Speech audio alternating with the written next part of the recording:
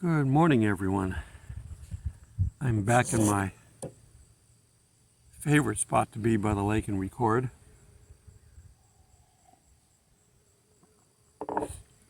Again, I do this video early in the morning. The sun is barely coming above the trees right now. I'm actually a little bit later than normal, about 15 minutes or 20 minutes. And I'm out here talking to you. I've got people that are behind us that are in trailers and don't want to wake people up. One guy that's one of the maintenance guys around here is just around checking on things. It's quiet today. I think I'm recording this on Monday. The crowds are gone. The lake behind me was full of boats and people out in canoes, and the water isn't that deep until you get towards the other side. So the kids are out here playing in the water.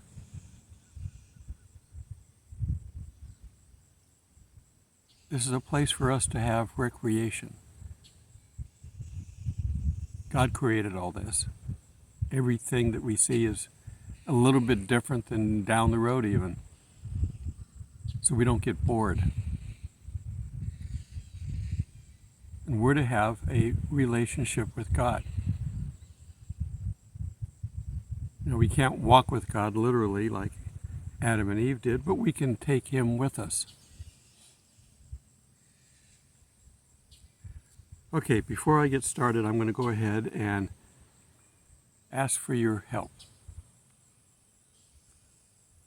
This is a relatively new channel here. I've had it for a long time, but I created it as a backup to YouTube. YouTube never once banned a video because I knew how to play the game, but they didn't like what I was teaching. So they filtered me. Nobody at the end was seeing my videos. My numbers just went boom like that.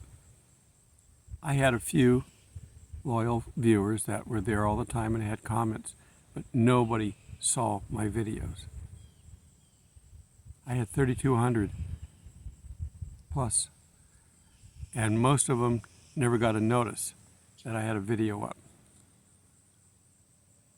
And of course, the rest of YouTube never knew because I would never show up. If you put in a search and you would see the topics that you list, I would not be there. That was how they treated me there. And I stayed there as long as I could, but eventually the views went down so bad that I felt it was time to go ahead and make a move. I've got to reach more people with the message. I'm a voice in the wilderness. Repent, for the coming of the Lord is at hand. That was John the Baptist's message when he was preceding Christ in his 3.5-year ministry.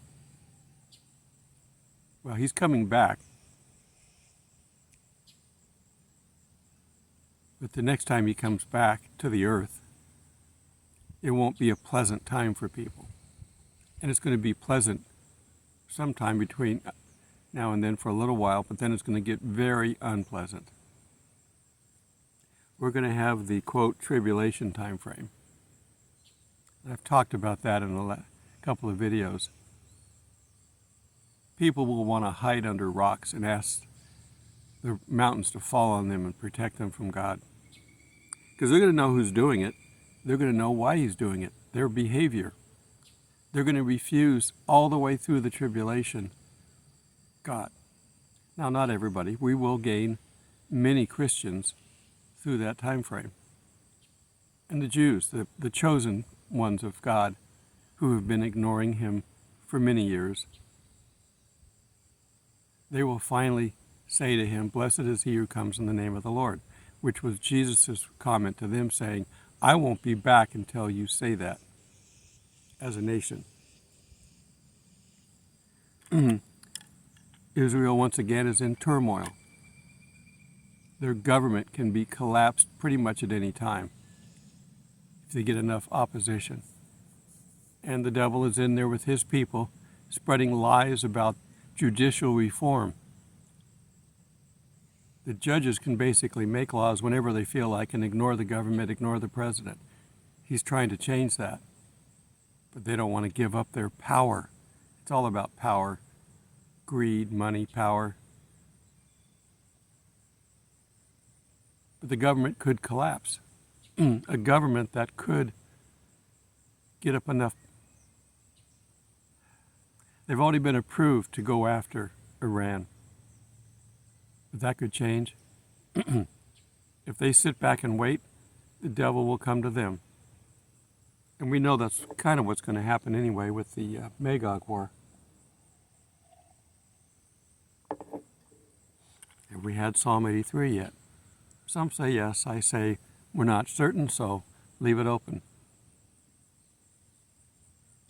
Okay, so I need your help to get this message out here on Rumble. There's a share option on each video. When you're playing it, you can share it. You can like it, of course. Liking is free. It doesn't cost you anything. You click the like button. But you can share it.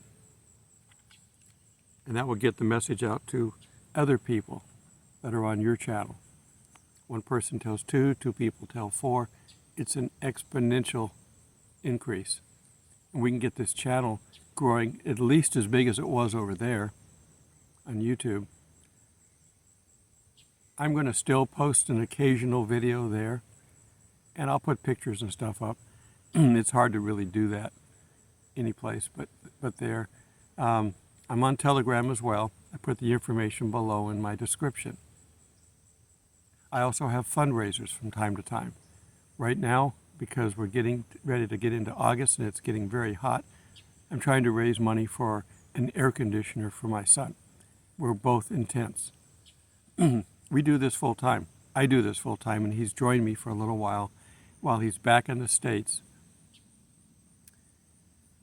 He wants to go back to Peru, but he's got to be out so long, and then he can go back. And that was supposed to be September. Well, his fiance over there just had to have gallbladder surgery. So we tried to raise some money for her, and he didn't get enough because we're not getting views over on YouTube. He had to come up with his transportation money to help pay for that. They don't have health insurance over there. They don't have medical stuff the way we do. No government subsidies. So I put this stuff down in the description. For some reason, Rumble runs everything together, and I can't have it organized, but you just have to pick through it. I will probably, now that we're through the bulk of that, probably just leave one fundraiser at a time up there. But you can support my ministry on PayPal. You can support it on Patreon. I don't ask for much. Over there, I had 3,000 plus. If I had $5 from everybody, I'd be rolling in dough for what I do. I pretty much fund all this, God does, because I'm retired. But I do have expenses. You have rent. I have fees for camping. Nothing's free in this world. And every once in a while, equipment breaks. I need tires on my car. Different things come up. So from time to time, I'll put up a fundraiser. That's why we're doing the air conditioning unit. I have one in my tent. And I'm upset that I have an air conditioning unit and he doesn't. He just has a fan. Well, we're getting into the low 90s now, but we're about to get into the high 90s. So I need to get him an air conditioner. They're just portable units. They don't cool the whole tent. Typically you sit in front of it. Okay, so to go along with that, I've got my Hebrews 13:16. But do not forget to do good and to share. For with such sacrifice, God is well pleased. So if you share this message with others, it'll help us to grow. It's important to get this message out. The world is becoming a difficult place to get a message out. most of the big guys, which I'm not, most of the big guys have already moved off of all these platforms for their primary distribution. They're here on Rumble. They've got their own channels, a lot of them. Glenn Beck and all of his newscasters got their own channels on servers that cannot be shut down by this government. You remember when Telegram first came out, they go, we're not going to filter and we're going to be here forever. And they were shut down by the bigwigs, the big money people, who didn't want them providing a free speech place. This was back when Twitter was fully controlled by the left. And when I'm talking about the left and the Democrats, this is not your old Democrats. This is not your father's Democrats. All the current government now, including Republicans, are infected with this disease called world domination. One of their leaders, Klaus Schwab, is a billionaire along with all the other billionaires that are out there. Bill Gates buying up all of our land so they can cut off our food when they feel like it. There's too many people here. They don't like it. They can't manage 8 billion people. They want to get rid of 80% of the people. They want to kill people. Now, they're going to do it very effectively through the seals and trumpets. A quarter of the world population will die during the seals, and another third during the trumpets. There's plenty of stuff coming that's going to kill off people, but they're going to be involved. This is man stuff. The wrath of God doesn't come until after the midway point, after the abomination. And then you see the wrath of God and the great tribulation. That's the only place that the Bible really calls it tribulation, the second half. Now, the first half, people have applied tribulation to it because it will be bad.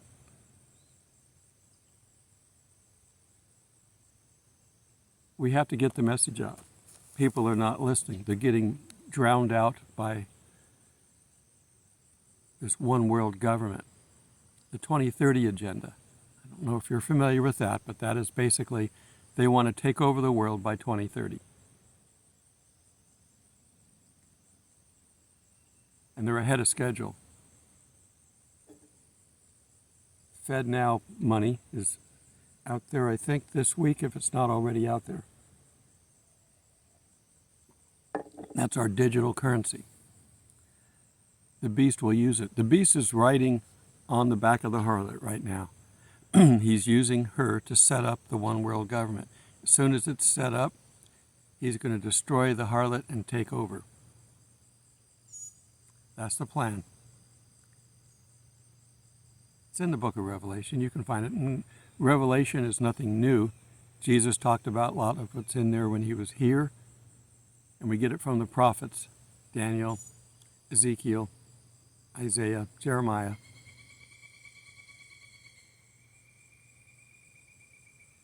Hear the two birds talking back and forth. Nature communicates. We need to communicate. I need to get this message out. Jesus is coming back, and there's not a lot of time.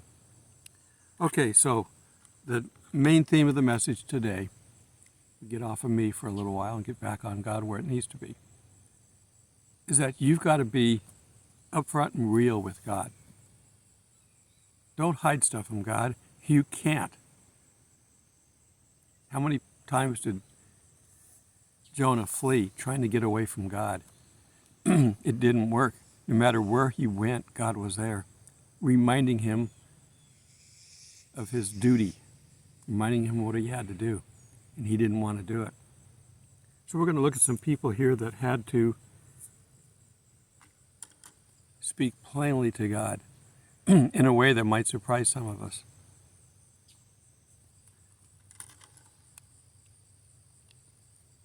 So again, if you need to pour your guts out with somebody, pour them out with God first. If you need to complain, God, I can't take this anymore. These people are crazy. You're making me deal with these people all the time, and they're crazy, and I can't deal with it. Help me. Or, I can't handle this anymore. The pain is too much. I don't want to be here. Get me out of here. Take me home. Come get us. You hear all these things all the time. So let's take a look at Numbers 11:15.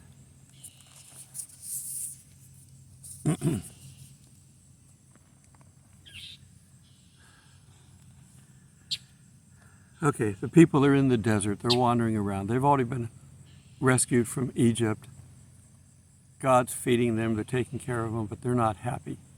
And Moses is in charge. Then Moses heard the people weeping throughout their families, everyone at the door of his tent, and the anger of the Lord was greatly aroused. God's helping them. They don't see it. It's not what they wanted. It's not what they expected. They want to go back to slavery where they've got some peace of mind, if you will.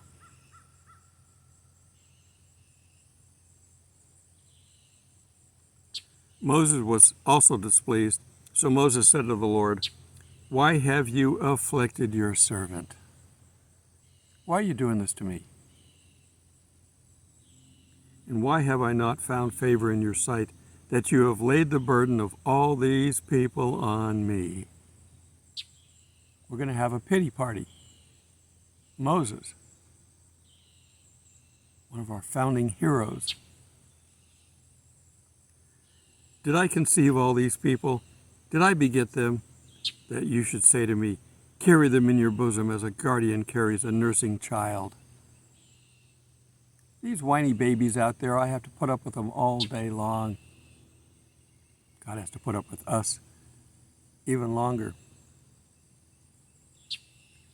To the land you swore to their fathers. Where am I to get meat to give all these people? For they weep all over me, saying, "Give us meat that we may eat." God knows our needs. He says so many times.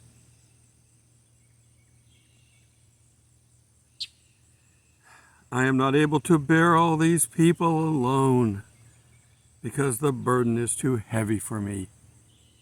You can put your own problem or concern or whatever aggravates you in there talking to God. We all have situations like this. If you treat me like this, please kill me now. Kill me here and now. If I have found favor in your sight, do not let me see my wretchedness. So this is Moses complaining to God about the troubles of dealing with this many people. Well, it's good that he's concerned that the people are weeping and he has compassion for them. But you can only take so much. Job could only take so much, and then he went against God.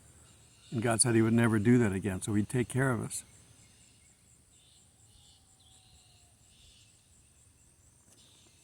Let's turn to Jonah.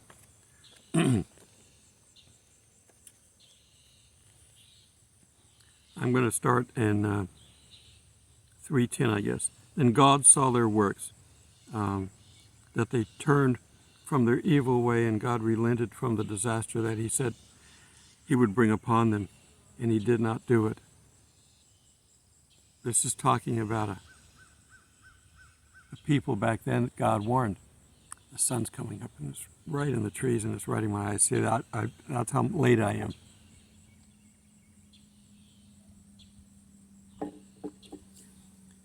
But it displeased Jonah exceedingly, and he became angry. So he prayed to the Lord and said, "Ah, Lord, was not this what I said when I was still in my country? Therefore I fled previously to Tarshish, for I know that you are a gracious and merciful God, slow to anger and abundant in loving kindness, one who relents from doing harm. Therefore now, O Lord, please take my life from me. It is better for me to die than to live."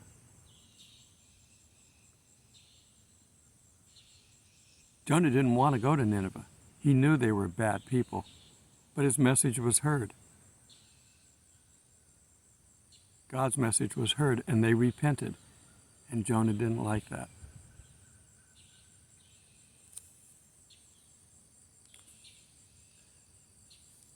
So Jonah, despondent, goes out and sulks for a little while. But God was right. But so was Jonah, because Nineveh eventually returned to their evil ways, and they were destroyed. But for a little while, they got reprieve, because they followed God. I don't know if I can turn my light up anymore. It's hard to compete with the sun.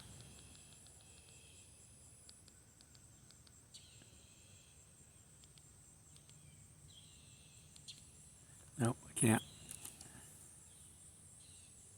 I'm going to have shadows on my face. It's the best I can do. And I apologize for yesterday. I hiked over 2 miles to get to that spot, and I realized I didn't bring my tripod. I had nothing I could do. If I'd have come back, it'd have been, 10 o'clock by the time I got back. It's hard to film during that time. Plus the camp is busy, and it was the weekend. It wasn't going to work, so I had to go ahead and film by using my coffee cup as a tripod, setting my phone against it. This is a battery, setting my phone against it.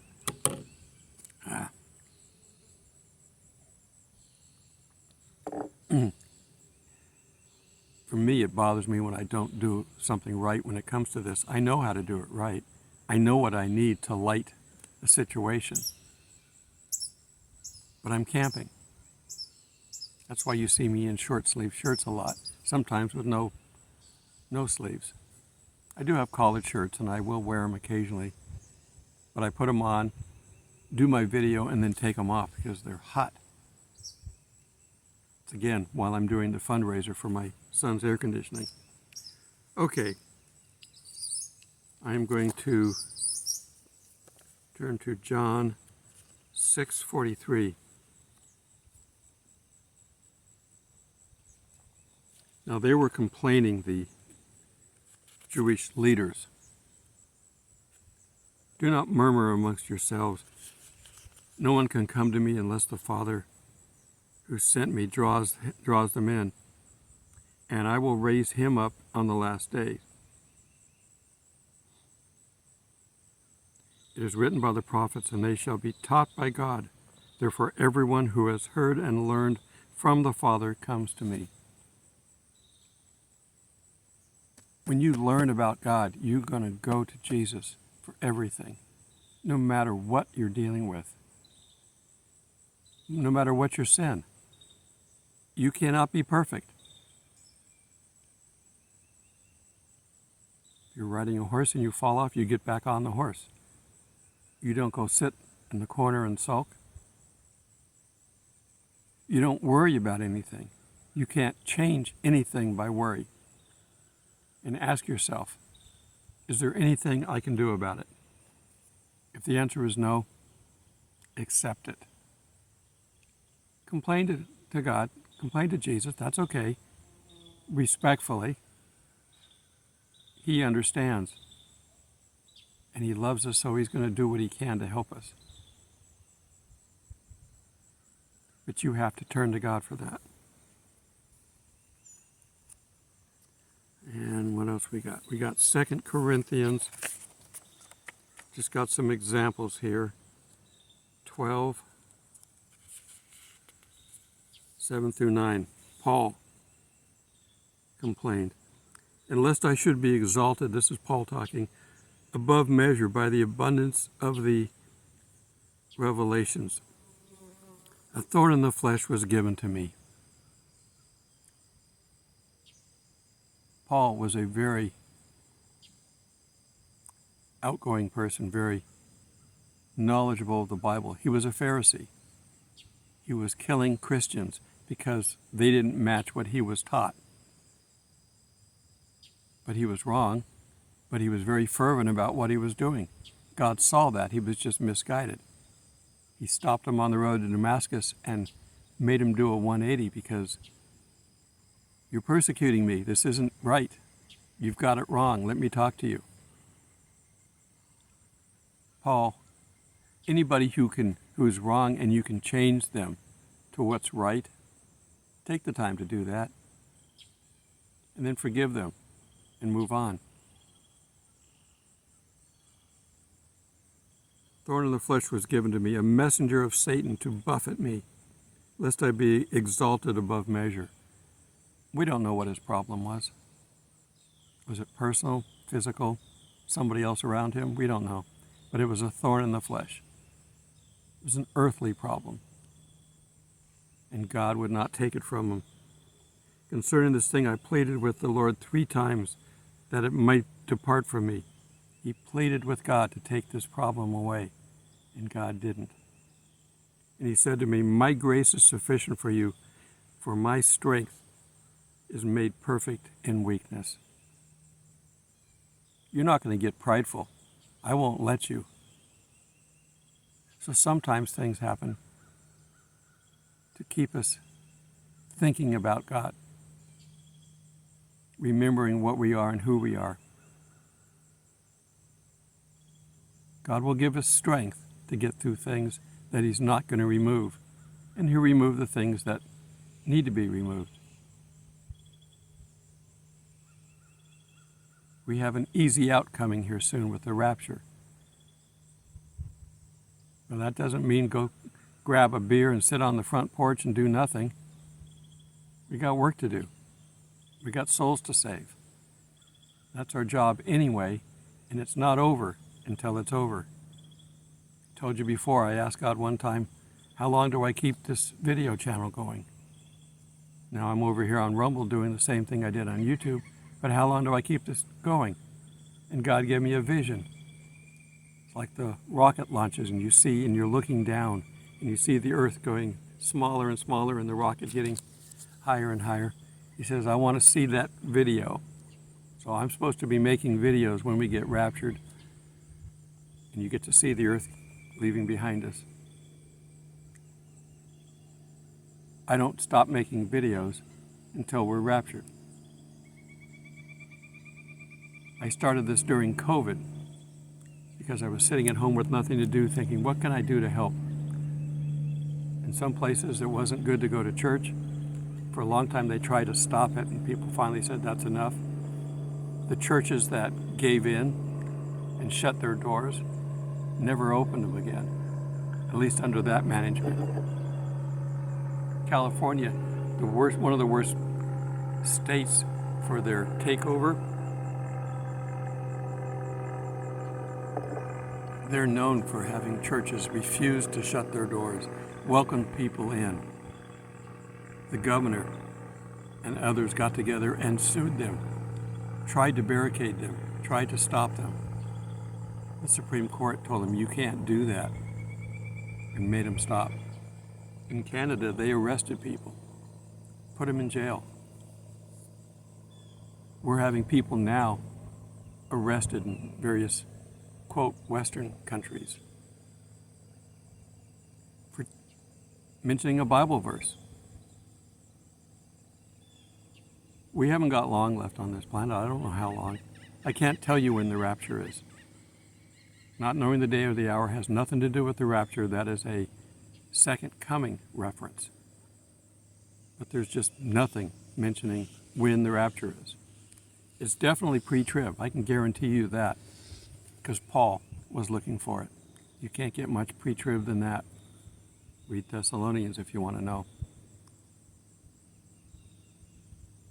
We don't know, so we got to be ready. We have the parable of the virgins. Some have oil and some don't. The ones that had oil got to go to the feast, to the wedding. The other ones didn't. Don't be caught without oil. Don't be caught without the Spirit in you, is what that's referencing. Oil and the Spirit are kind of, they flow like fluid.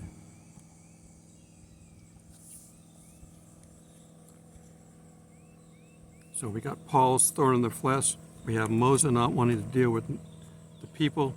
We have Jonah not wanting to help Nineveh. And they complained to God openly. Moses, kill me, Lord. I can't take this anymore. Did he? No. God doesn't always do what we want. He does what's best. And let's see, I've got one last verse here. Philippians 2:14. Let's see, where are we? Do all things without complaining and disputing, if you can, openly, publicly. With God, you can complain till your heart's content if that's what's necessary. But do things respectfully. Remember, He is God. But Jesus came to earth to show us that a man can survive in this world. And you say, well, the world's too hard right now. Do you think being crucified is hard enough for you? It's always been hard. But we get the strength to get through it by calling on God.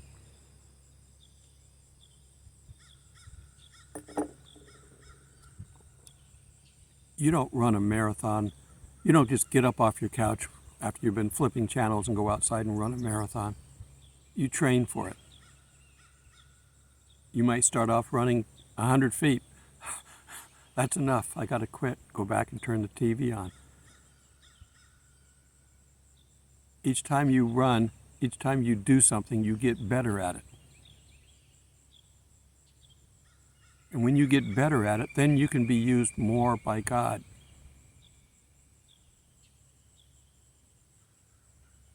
If times are tough and you're walking around smiling, they're going to go, how come you're smiling? Why are you like this?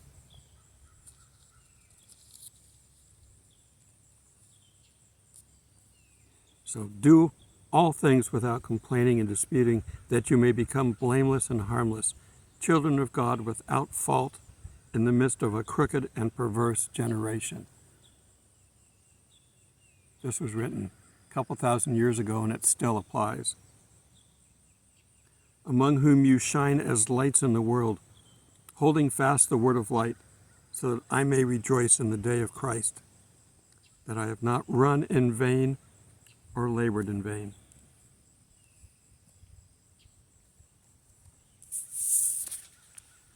Paul knew what he was doing.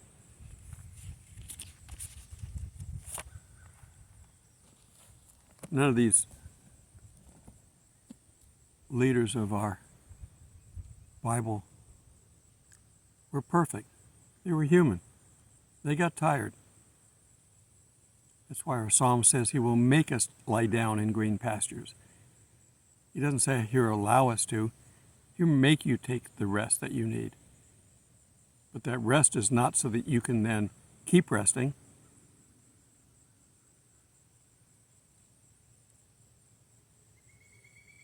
Theoretically, I'm retired. But after a while, what do you need? If you're rested, what do you need to rest from? Rest from? You've got to have something to do. Never fully retire. No matter what age you are, never fully retire. Dolly Parton just said she will never quit. She wants to basically die with a microphone in her hand on stage. She's not looking forward to it, from that point of view, but she's saying she loves what she does. She doesn't ever want to quit, and she will do it. Can you imagine having so much passion for something? Have that same passion for Christ. Get out there and make a difference. And the best way to make a difference is with your ears. Listening to people. Let them getting it off their chest. Let them complain. God lets us do that. We can let people do that as well. And then don't carry their burden around.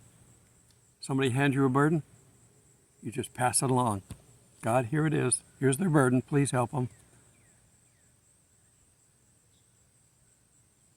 It's not complicated.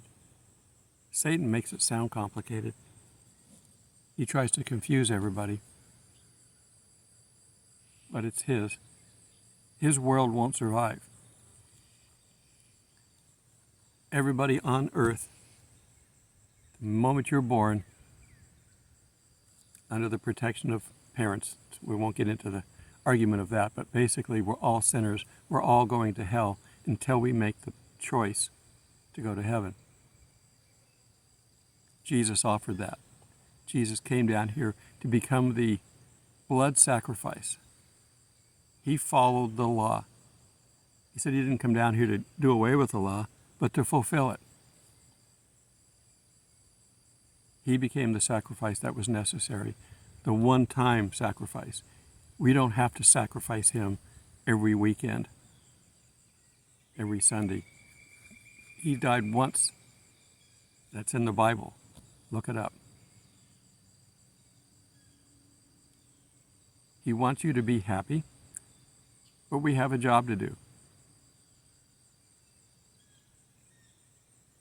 Get out and enjoy this beautiful outdoors. Find a park someplace where you can go. You don't have to full-time camp like I'm doing. You can come here simply on the weekend. You can get a day pass. It doesn't cost much. No matter how much money you have, it doesn't cost much. There are public parks you can go to. Take your kids, get them out, get them away from this.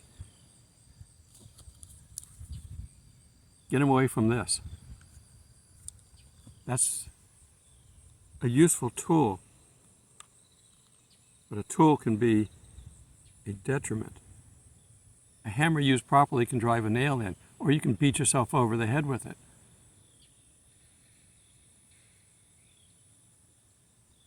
I'm not sure what that was. Something plowing through the trees over there. Might have been a dog. Don't know.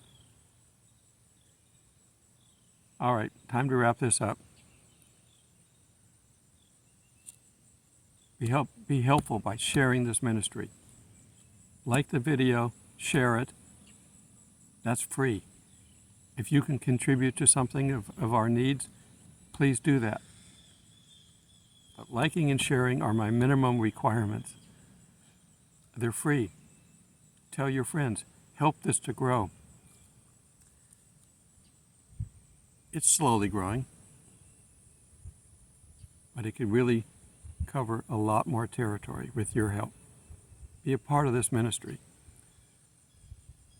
If you can't do anything else, that's minimum. Okay, until we meet in the clouds, God bless.